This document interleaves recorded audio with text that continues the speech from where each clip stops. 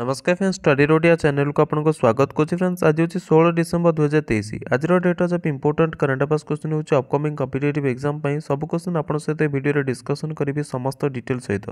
से लास्ट जाए देखो वीडियो भल लगे लाइक करेंगे एंड फ्रेंड मान सहित शेयर करेंगे जो मैंने प्रिपेरेसन कर कॉम्पिटिटिव एग्जाम या सहित daily basis important educational video सहित latest government job updates video देखा चाहूँगे आप चैनल को सब्सक्राइब करेंगे। तेज चलते डेनकर आरंभ करें आज important question answer. Question number 1, who has been nominated for the major Dhyan Chand Khel Ratna award in the field of badminton. Badminton क्षेत्र में मेजर ध्यानचंद खेलरत्न पुरस्कार पर कहार नाम को नामांकित करागला। ए क्वेश्चन करेक्ट आंसर होची बोथ ए एंड बी। स्वस्तिक साईराज रंकिरेड्डी एवं चिराग शेट्टी जो पुरुष डबल्स जोड़ी रही बैडमिंटन रे से जोड़ी को मेजर ध्यानचंद खेलरत्न पुरस्कार नामित कर तेज मेजर ध्यानचंद खेलरत्न पुरस्कार भारतर सर्वोच्च खेल सम्मान अटे। यह भारत सरकार youth affairs and sports ministry द्वारा प्रत्येक वर्ष प्रदान कर ये जो बैडमिंटन जोड़ी रही स्वस्तिक साईराज रंकिरेड्डी और Chirag Shetty BWF world ranking रे नंबर 1 जोड़ी भाव में मान्यता मिली।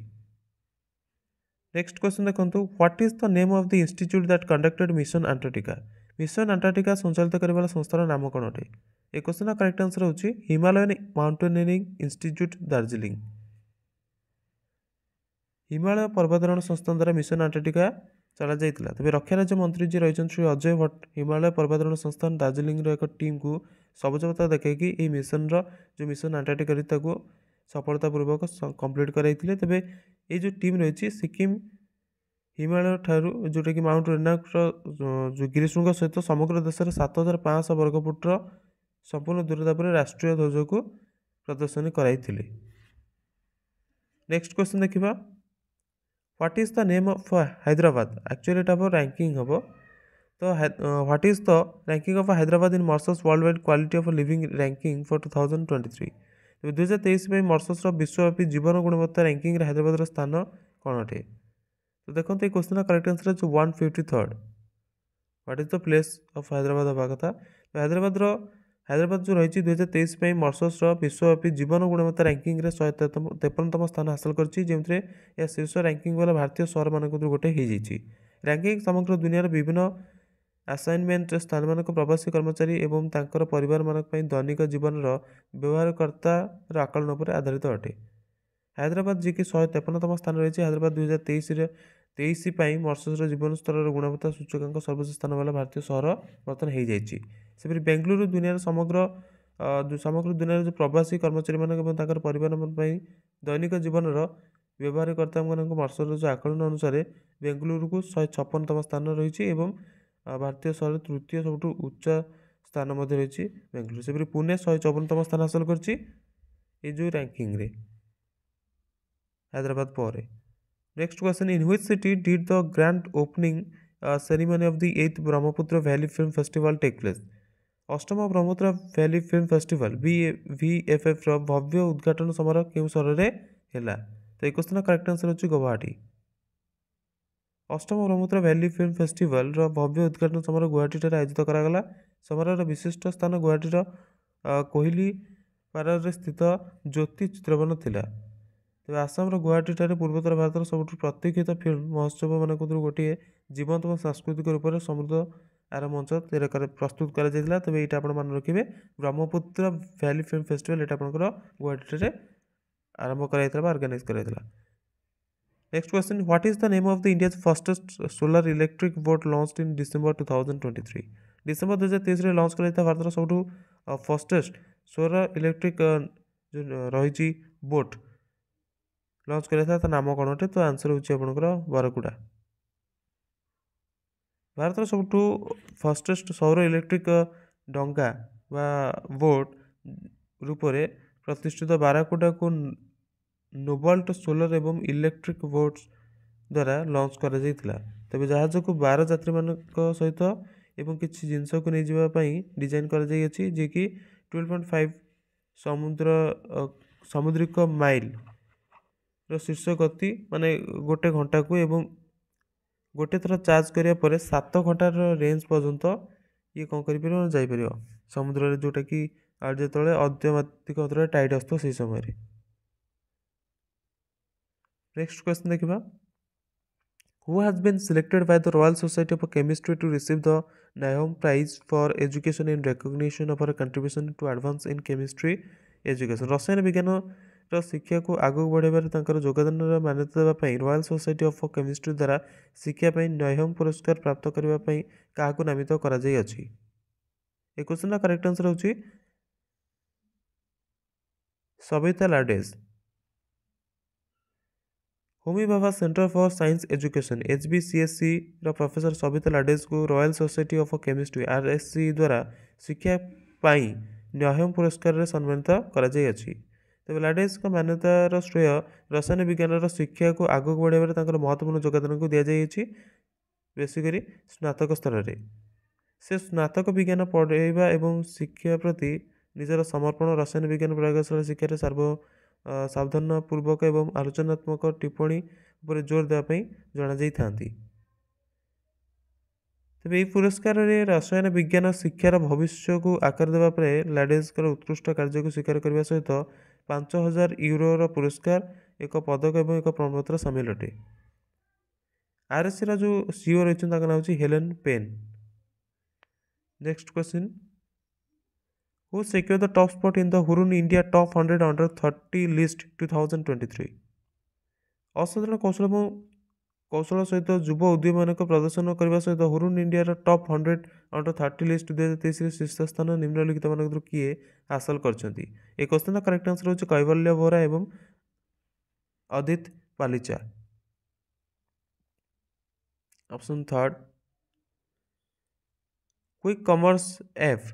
जेप्टर संस्थापक कैवल्य बोरा 21 वर्षीय एवं आदित्य पालिचा जी 22 वर्षीय अटंती प्रतिष्ठित Hurun India top 100 under 30 list 2023 शीर्ष स्थान पाई तेरे जेप्टो त्वरित वाणिज्य बाजार में एक महत्वपूर्ण स्थान हासिल करने सहित गोटे मिनिट भितर उत्पादर विविध सीरीज प्रदान करने निजर प्रतिद्वंदता बर्तमान बाहर अभिनव दृष्टिकोण और व्यावसायिक सफलता स्पष्ट कि कारण जेप्टो यही वर्ष आरंभ में $200 मिलियन फंडिंग मिली जहाँद्वारा यार मूल्यांकन $1.4 बिलियन पर्यंत बढ़ी जाइए और 2023 प्रथम भारतीय यूनिकॉर्न रूप में नामित कर जो सम्मान कैवल्य बोरा और अदित पालिचा भली युव प्रतिभा असाधारण उद्यमशीलता कौशल को उजागर करता है जे कि भारतर स्टार्टअप इकोसिस्टम जो रही है महत्वपूर्ण योगदान देउछंती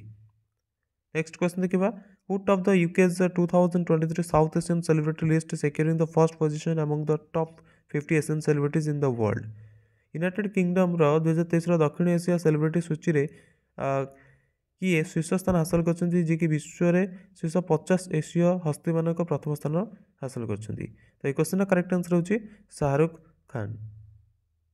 भारतीय फिल्म उद्योगर किंग खान कहुवा बॉलीवुड सुपरस्टार शाहरुख खान को यूनाइटेड किंगडम 2023 दक्षिण एशिया सेलिब्रिटी सूची में शीर्ष स्थान हासिल कर 58 वर्ष अभिनेता जी कि बॉक्स ऑफिस हिट पठान और जवान सहित एक सफल वर्ष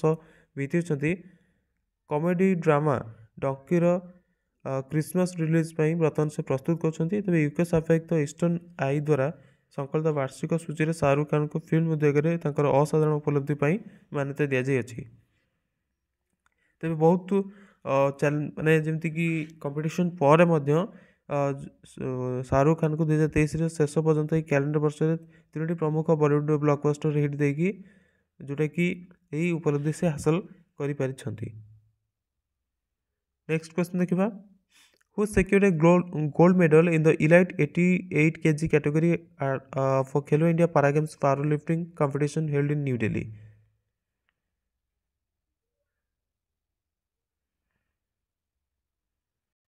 नुआदिल्ली ठारे आयोजित Khelo India para games powerlifting प्रतियोगितार विशिष्ट 88 किलोग्राम वर्ग में किए स्वर्ण पदक हासिल कले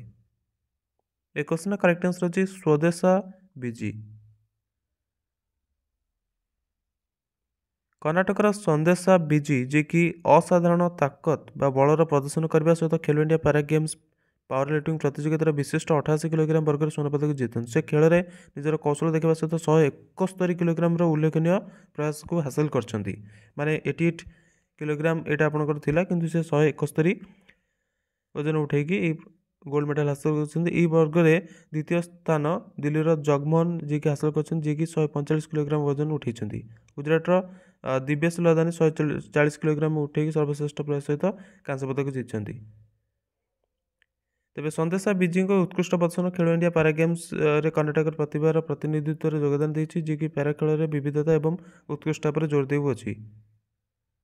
नेक्स्ट क्वेश्चन देखा सेपरी आपणकर नुआदिल्ली ठारे आयोजित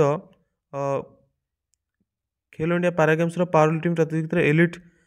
67 किलोग्राम वर्ग स्वर्ण पदक किए हासिल कर क्वेश्चन पड़े तो तमिलनाडुर कस्तूरी राजमणि जी कि Khelo India para games powerlifting प्रतियोगितार एलिट 67 किलोग्राम इवेंट्रे स्वर्ण पदक जीति। ये सब गोटे माने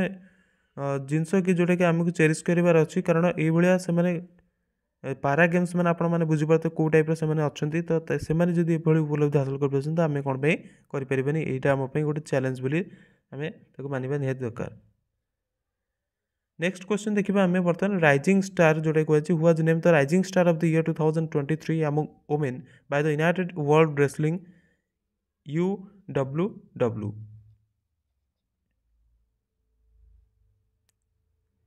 तेज यूनाइटेड वर्ल्ड रेसलिंग द्वारा महिला मानकर मध्य वर्ष 2023 बर्तमान जोटा कि राइजिंग स्टार उभरता सितारा बोली क्या नामित कर तेज ये क्वेश्चन करेक्ट आंसर होची अंतिम पंघाल। UWW जो रही यूनाइटेड वर्ल्ड रेसलिंग जी कि अंडर 20 महिला चैंपियन रेसलर मान अंतिम पंघाल को वर्ष 2023 उभरता सितारा राइजिंग स्टार नामित कर भारतीय रेसलर अंतिम पंघाल को खेलर विश्व नियामक संस्था यूनाइटेड वर्ल्ड रेसलिंग द्वारा महिला मान मध्य वर्षर राइजिंग स्टार नामित करा अंतिम वर्तमान अंडर 20 विश्व चैंपियन भी अटंती जी कि जोर्डान निजर टाइटल डिफेंड करछंती। तेज हरियाणा रोकवा अंतिम जी कि बर्तमान एकमात्र 2 थर जूनियर विश्व चैंपियन बर्तमान होती यहाँ आपण मैंने मन रखिए राइजिंग स्टार भाव में बर्तमान ये नामित कर by the United world wrestling. Okay so friends ये आज किसी इंपोर्टेंट क्वेश्चंस आई होप आपको वीडियो भल लगी जो भल लगी लाइक करेंगे फ्रेंड मान सहित शेयर करेंगे जो चाहते हैं चैनल को सब्सक्राइब करेंगे। Thanks for watching best of luck for your upcoming competitive exams take care of yourself and your family.